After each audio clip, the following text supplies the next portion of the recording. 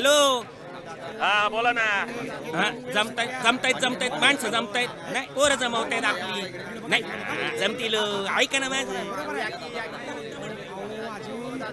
या आता कसं शाबास. बघा ओ बाबा आऊ बरा.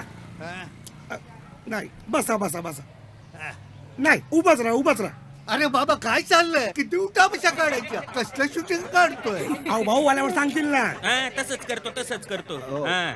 भाऊ तस बरं ठेव. काय रे? अहो भाऊ चला ना, लोक जमलीत. बरं ऐक, बैलगाडा हा मुद्दा घ्या. घेऊ की. लोकांच्या भावना जुळलेल्या आहेत त्याच्याशी.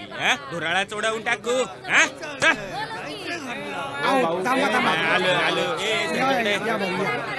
आलोय सांगतो.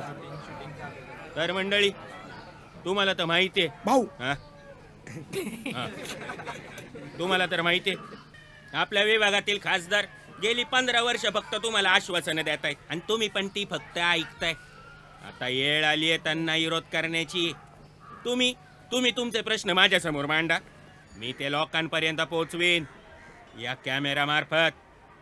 कोणाला मामा ए पिंट्या, मामाकडे घे कॅमेरा. मामा सांगा, तुम्हाला 15 वर्ष लय त्रास होतोय. काय नाही बाबा, सगळं ठीक चाललंय. काहीतरी असेल ना. यांचा गाडा होता ना रे? होता. मग त्यांना विचारा बैलगाडा शर्यत कधी सुरू होणार, विचारा. बाबा गाडा कधी चालू होणार? मामा असं विचारलं कोण सुरू करेल का बैलगाडा शर्यत कधी? नीट विचारा. ज्वलंत प्रश्न आहे की नाही? नीट विचारा एकदम रागात. गाडा कधी चालू होणार? अहो मामा, काय तुम्हाला वाटतं की नाही असा राग डोळे असे लाल झाले पाहिजे, बार असे एकदम लाल बुंद झाले पाहिजे डोळे. नीट विचारा मोठ्यानं. भावड्या, अरे इथं घे की कॅमेरा. मी सांगतो तिच्या तात्यांकडे फिरव ना पटकन. घे इथं घे की कॅमेरा. गाडा कधी सुरू होणार? अरे या समजा गाड्याच्या मालकांना, मुख्य जनावरांना प्रतिष्ठा मिळवून दिली ती आमच्या दादानी घाट बांधून दिले. विसरलाच का भाड्या?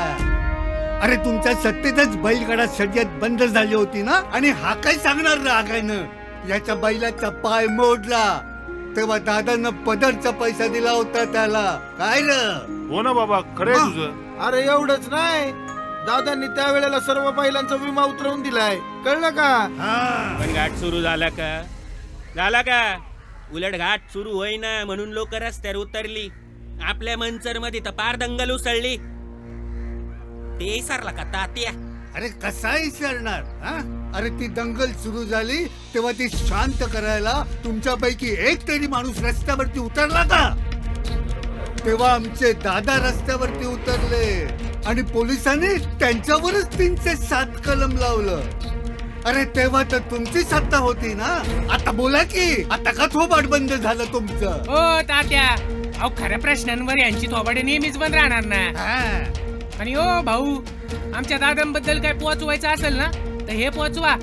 आपल्या चाकणमध्ये आणि रांजणगाव मध्ये MIDC सरकारच्या माध्यमातून नवीन कंपन्या आणल्या, त्याच्यामुळं आमच्या सारख्या तरुण वर्गाला रोजगार उपलब्ध झाला.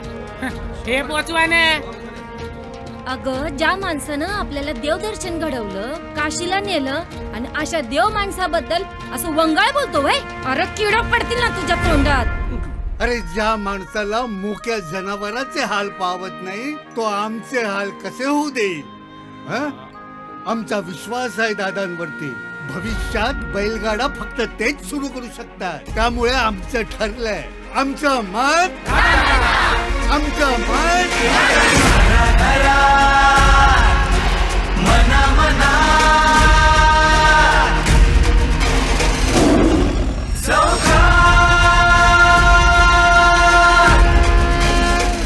माझ्या तमाम बैलगाडा मालकांना मला नम्र विनंती करायची आहे.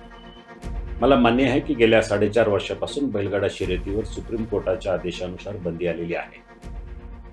या बंदीवर मार्ग काढण्यासाठी राज्य सरकारनं राज्यामध्ये कायदा केलाय आणि त्याच्यानंतर राज्य सरकारकडनं काही त्रुटी राहून गेल्या, त्यामुळं ही केस सध्या सुप्रीम कोर्टाच्या अखत्यारीत आलेली आहे. सुप्रीम कोर्टानं ही बाब घटनात्मक पेच असल्यामुळं पूर्ण खंडपीठ याच्यावर बसून निर्णय घेईल. डॉक्टरांचे दाखले सगळे तयार करून बैल हा शर्यतीसाठी उपयुक्त प्राणी आहे, बैल पळू शकतो, हे सुप्रीम कोर्टाला पटवण्याचा आपण प्रयत्न करतोय. तुमच्या माझ्यामधलं जे गेल्या 15 वर्षापासून जीवाभावाचं नातं आहे, त्या नात्यामध्ये दरार आणण्याचं काम काही माझे विरोधक करतायत. बैलगाडा शर्यत हा काही राजकारणाचा अड्डा नाही. बैलगाडा शर्यतीवरून राजकारण होऊ नये. गेल्या 15 वर्षात मी तुमच्याशी कधीही बैलगाडा शर्यतीवर राजकारण केलं नाही. मी सातत्यानं तुमच्या पाठीशी राहिलं. तुमच्या जीवाभावाचा खेळ, तुमच्या आवडीचा खेळ म्हणून मी बैलगाडा शर्यतीचा खंदा पुरस्कर्ता आहे. 15 वर्ष तुमच्याबरोबर राहिले, आयुष्यभर तुमच्याबरोबर राहणार आहे. महिन्यात 2 महिन्यामध्ये, कदाचित 3 महिन्यामध्ये सुप्रीम कोर्टामध्ये जो काही निर्णय मिळेल त्या निर्णयानुसार आपल्याला बैलगाडा शर्यती चालू होतील. मला पूर्ण विश्वास आहे की वेळ लागतोय, पण धीर धरा. वेळ जरी लागला तरी मी तुमच्या पाठीशी आहे आणि बैलगाडा शर्यती आज नाही उद्या चालूच होईल.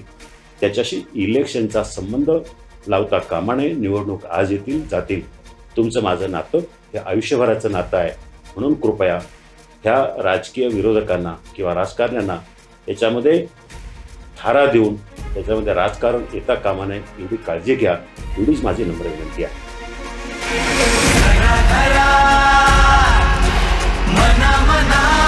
शिवाजी दादा आढळराव पाटील यांनाच प्रचंड बहुमतांनी विजयी करा. निशाणी धनुष्यबाण.